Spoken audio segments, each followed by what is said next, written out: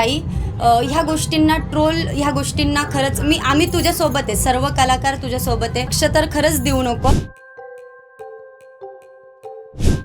प्राजक्ता माळीसाठी गौतमी पाटील मैदानात उतरली. सुरेश धसांनी प्राजक्ता माळीचं नाव घेतलं. प्राजक्ता माळी सुद्धा आमच्या इकडे येतात बरं का. चित्रपट नवीन कुणाला काढायचा असेल तर अशा मोठ्या ज्या विभूती आहेत, विभूती म्हणतो, अशा मोठ्या विभूती, त्यांच्या तारखा, त्यांच्या डेट्स कशा कशा पद्धतीने मिळतात, काय होतात.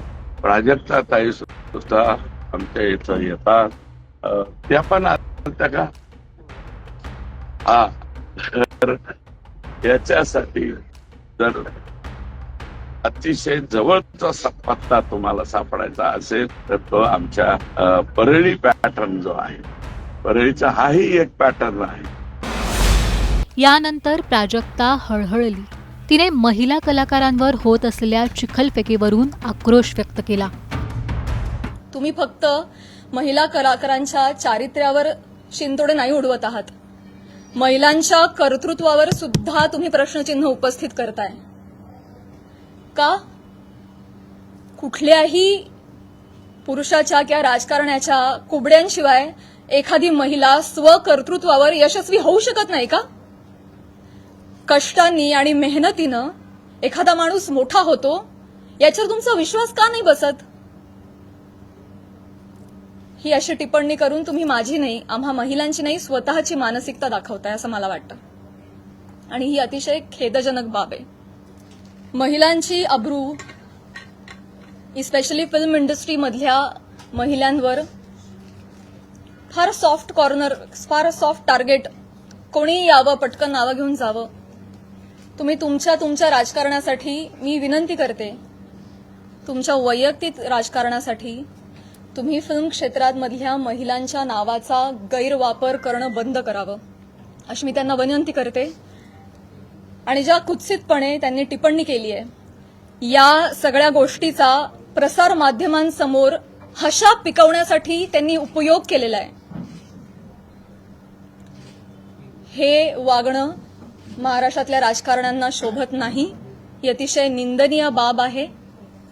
आणि म्हणूनच ज्या कुत्सितपणे त्यांनी टिप्पणी केली आहे आणि हशा पिकवलाय, प्रसार माध्यमांसमोर कसं बोलावं, काय बोलावं, याचं ज्यांना भान नाहीये त्यांना मी विनंती करते की त्यांनी तितक्याच विनम्रतेनं माझी जाहीर माफी मागावी.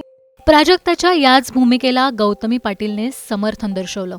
आम्ही तुझ्या सोबत आहोत असं म्हणत गौतमीने प्राजक्ताला आधार दिला. म्हणायचं आहे की मी पहिलं प्राजक्ता ताईला सांगते की ताई ह्या गोष्टींना खरंच आम्ही तुझ्यासोबत आहे, सर्व कलाकार तुझ्यासोबत आहे. तू ह्या गोष्टींना ट्रोल जरी केलं तरी लक्ष तर खरंच देऊ नको. आणि आज जे तू काही बोलली, मी मगाशीच ऐकलं, तर तू जे बोलली ते सगळं बरोबर होतं. आणि आम्ही तुझ्यासोबत आहे, सगळं कलाकार.